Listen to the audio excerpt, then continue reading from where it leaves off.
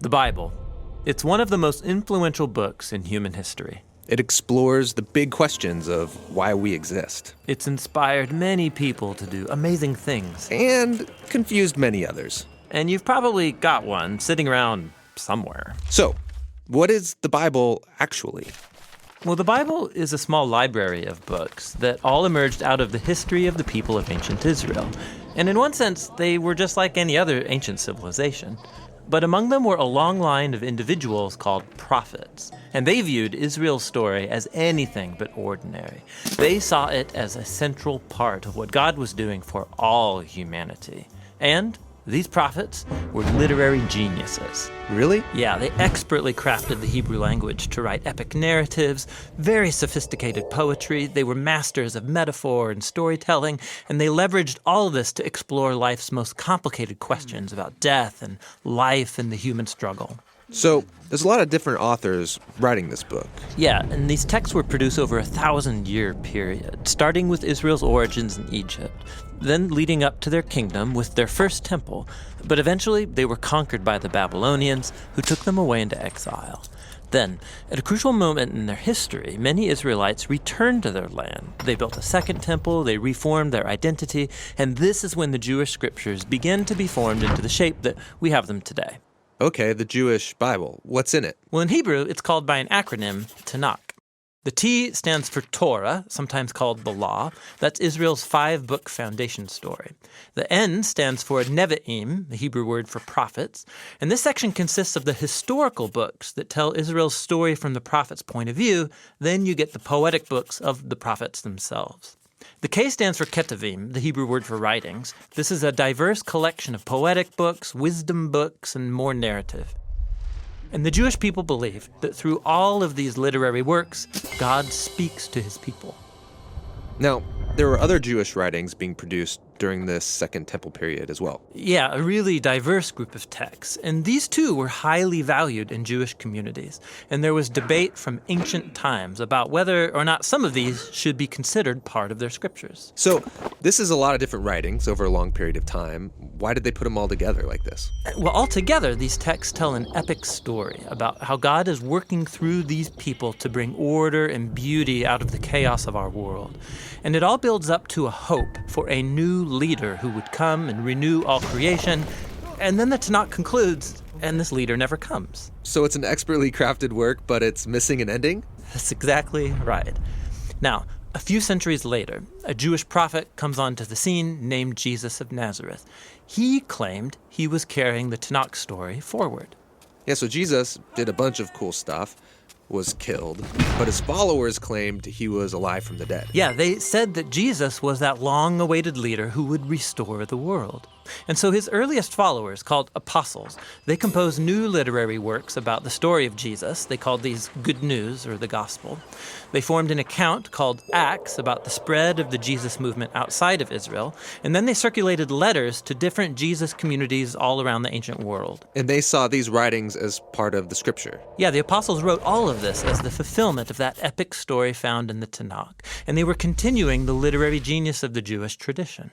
They also believed that God was speaking to his people through these texts alongside the scriptures of Israel. So that's the Old and New Testament. But what did the early Christians think of the other Second Temple literature? Well, different groups had different views about some of these books, but we know they read them and valued these texts because they passed them along with the Jewish scriptures. Okay, so we've got the Tanakh, the Jewish scriptures. We got these other Second Temple period works. Then the writing of the apostles about Jesus. And that's a lot of literature, so what's in my Bible? So the Christian movement has taken different forms over 2,000 years, and from the beginning, all Christians recognized the Tanakh and the New Testament as scripture.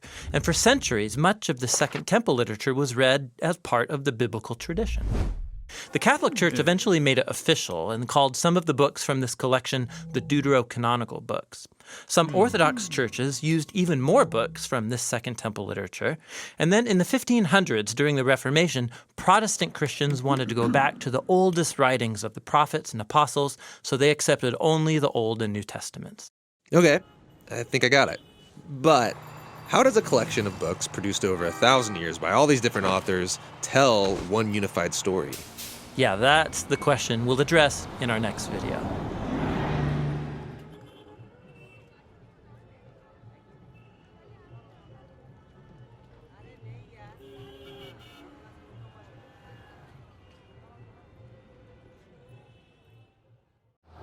the Bible's an important book, but it's really long.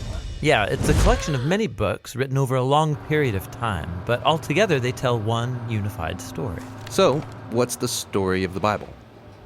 Well, it begins by introducing us to a beautiful mind, the author of all reality, a being called God. And he has the power to take the dark chaos of the uncreated world and bring about order and beauty and a garden full of life. And to crown this accomplishment, God appoints these creatures called humanity, Or in Hebrew, Adam. and they're made as God's image. Which means that they're commissioned to rule this beautiful world on God's behalf by harnessing all of its potential and creating even more beauty and order. This is a story about humans using their power to do meaningful, life-giving work. But the question is, how? Yeah, humanity now faces a choice that's represented by a fruit tree. So humans could partner with God and find freedom by trusting in his knowledge of good and evil. Or They could seize power and define good and evil on their own, which, God warns, will kill them. and they hear the voice of a dark, mysterious creature that tells them the choice is simple. Take the fruit. It'll give you power and freedom to rule the world on your own terms. And so they seize this knowledge, and as a result, they become suspicious and self-protective. It leads to fractured relationships, violent power grabs, and ultimately, a whole civilization, Babylon, that has redefined evil as good. And so, God scatters this corrupted human project. And here the story of the Bible takes an important turn.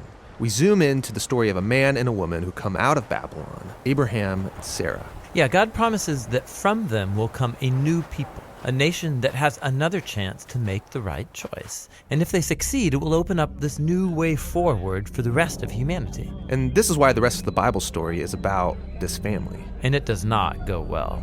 Despite God's personal guidance, Abraham's family gives in to that same temptation to redefine good and evil on their own terms, apart from God. Even when their best people were in charge, rulers who loved God's guidance and had divine wisdom, even they gave in. And so Israel was warned by their own prophets that these choices would lead them back to Babylon, this time as conquered captives living in exile, and that's exactly what happened.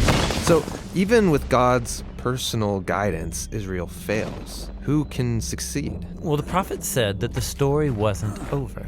God's going to send a new leader to Israel to cover for their failures and to transform the people's hearts and minds so that they can make the right choice. And so the part of the Bible called the Old Testament ends, and these promises are left hanging. And then the biblical story continues into the New Testament. We're introduced to a man who comes from the line of Israel's kings, Jesus of Nazareth. And he said that he was bringing all these promises to their completion. He confronted that dark, mysterious evil that all humanity has given into and resisted its power. And then he announced that God had arrived to rule the world through himself.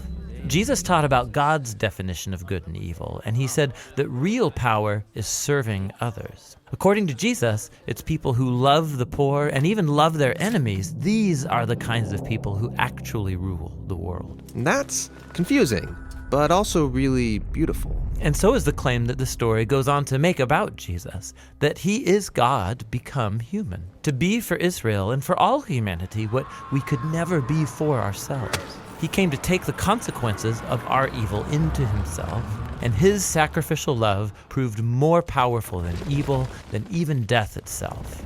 So now humanity's presented with a new choice. Represented by a new tree. Stick with the old way of being human, or venture into this new way. And in the story, those who choose the way of Jesus find themselves energized by God's own power. People who know that they are loved and forgiven by God can become people who love and forgive others in return. The Jesus movement quickly spread throughout the world, forming these new communities of people who follow the way of Jesus. But they faced problems. There was persecution from the outside by people in power, and inside there was confusion, even compromise. Yeah, because following Jesus is really hard. And so the movement's leaders, called apostles, they wrote letters to comfort and to challenge these communities to stay faithful to the difficult way of Jesus. And they're called to hope for the day when Jesus will come and change everything. And so the Bible ends by pointing to the future day, when all wrongs are made right, when evil is eradicated, heaven and earth are united, and humanity can rule the world together in the love and power of God. Okay, so that's the story of the Bible. and it brings all of these books together. But what's interesting is that each book contains a different kind of literature that contributes to the story in a unique way, and that's what the next video will begin to explore.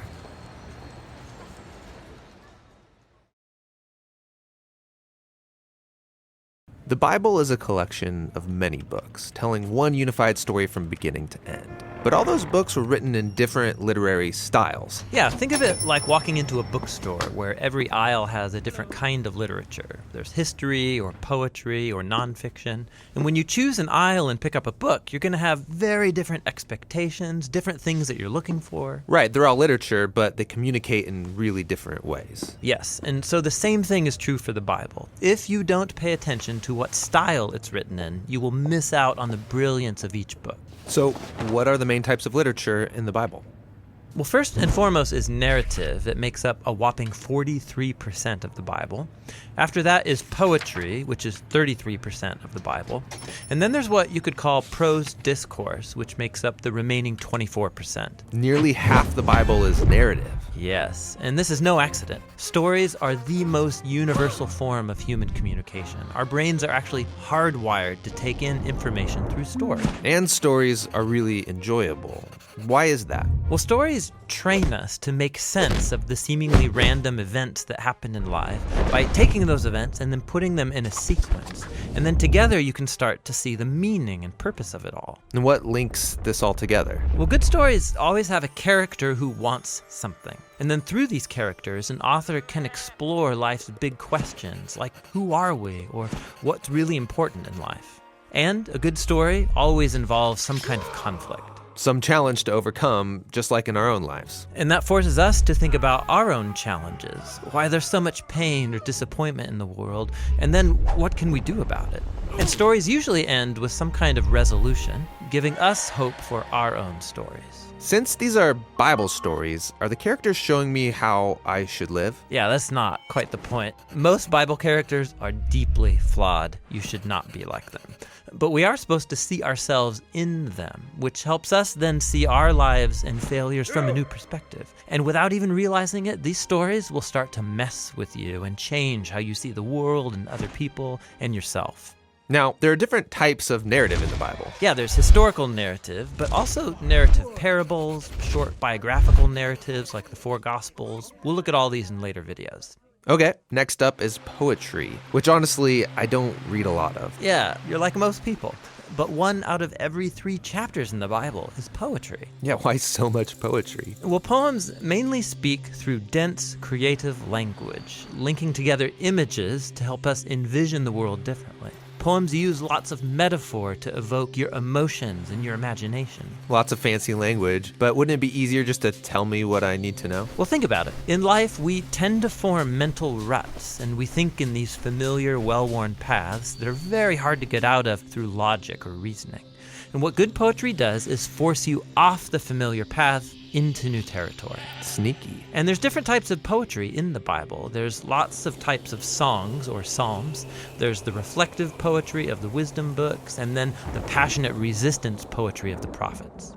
Okay, the last big literary type is called prose discourse, and it makes up a quarter of the Bible. Yeah, these are speeches, letters, or essays. And the focus here is building a sequence of ideas or thoughts into one linear argument that requires a logical response. Like, hey, have you thought about this thing? You should also consider how it connects to this other thing. And if you do, then you will see that this is the result. And in light of that conclusion, therefore, you should probably stop doing that one thing so that this other thing will be the outcome. So you're persuading me with reason. Yeah, discourse forces you to think logically and consistently and then do something about it.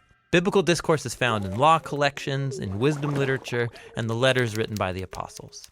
Okay, so each book of the Bible has one literary style. No, actually most books have a primary literary style, like narrative, for example.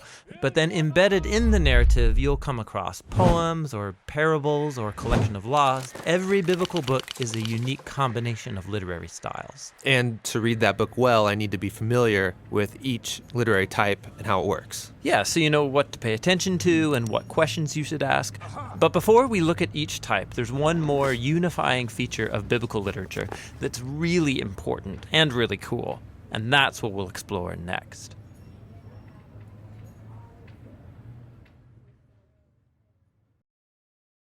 So the Bible is a collection of books written in different literary styles like narrative, poetry, and prose. And most of us are familiar with these kinds of literature. Yeah, we all know a narrative when we see one, like The Hunger Games or The Great Gatsby. And most people can recognize poetry, whether it's Walt Whitman or the songs of Bob Dylan. And every day we're surrounded by prose and news articles or essays. Now, all of these examples are modern American literature in that they came from this time period and this region of the world. But there's also medieval English literature from another place in time, or ancient Greek writings from this place in time. So each time period and culture produces its own unique kind of literature. And in order to read the Bible well, we need to keep in mind that it comes from this part of the world and was produced in this basic period of time. So what's unique about ancient Jewish literature? Well, a key feature is that it lacks a lot of the details that modern readers have come to expect in stories and poems. And this makes it seem really simple. But actually, it's very sophisticated literature. Every detail that is given matters. And that's great, but the lack of detail means that stories are often loaded with ambiguities. I mean, take one of the first stories, Adam and Eve in the garden. Where did this talking snake come from? And why did God allow him there? Why didn't Adam and Eve die on the spot like God said they would? And who's this offspring of the woman who will destroy the snake but is bitten by it? Yeah, so many puzzles in this story. And some of these are questions that we have and that are not important to what the author is focusing on. But some of these ambiguities are intentional. Intentional? Won't that lead to bad interpretations, people filling in the gaps with their own answers? Well, that's a risk the biblical authors took in writing this way. We all tend to impose our own cultural assumptions onto the Bible, but they apparently thought the risk was worth it. These oddities are really invitations into an adventure of reading and discovery. What do you mean? Well, for example, the strange promise about the offspring of the woman crushing and being bitten by the snake. That word offspring is a clue to pay attention to genealogies, which, lo and behold, run all through the biblical narrative. They trace the lineage from Eve all the way to King David and his offspring. And in the New Testament, Jesus is connected to the offspring of this royal line. Now, when you read the prophets, Isaiah connected this king to the suffering servant who would die on behalf of his people. And then, in the book of Revelation, there's this symbolic vision. And can you guess? It's about a woman and her offspring. It's Jesus and his followers who conquer the dragon by giving up their lives. Yeah, so each part of the story there is loaded with ambiguities, but altogether, it makes sense. And this is the literary genius of the Bible. It forces you to keep reading and then interpret each part in light of the others. This is feeling complicated. I don't know if I can do all that. Well, you're actually not expected to notice all of this by yourself or all at once. This dense way of writing forces you to slow down and then read carefully, embarking on this interactive discovery process through the whole biblical narrative over a lifetime of reading and rereading. Ah, okay. Meditation literature. Yeah, in Psalm 1, we read about the ideal Bible reader. It's someone who meditates on the scriptures day and night. In Hebrew, the word meditate means literally to mutter or speak quietly. The idea is that every day for the rest of your life, you slowly, quietly read the Bible out loud to yourself, and then go talk about it with your friends, pondering the puzzles, making connections, and discovering what it all means. And as you let the Bible interpret itself, something remarkable happens. The Bible starts to read you. Because ultimately, the writers of the Bible want you to adopt this story as your story. So this ancient Jewish writing style, it must create unique types of narrative and poetry and discourse. Yes, and we'll explore all of those literary styles starting next with biblical narrative.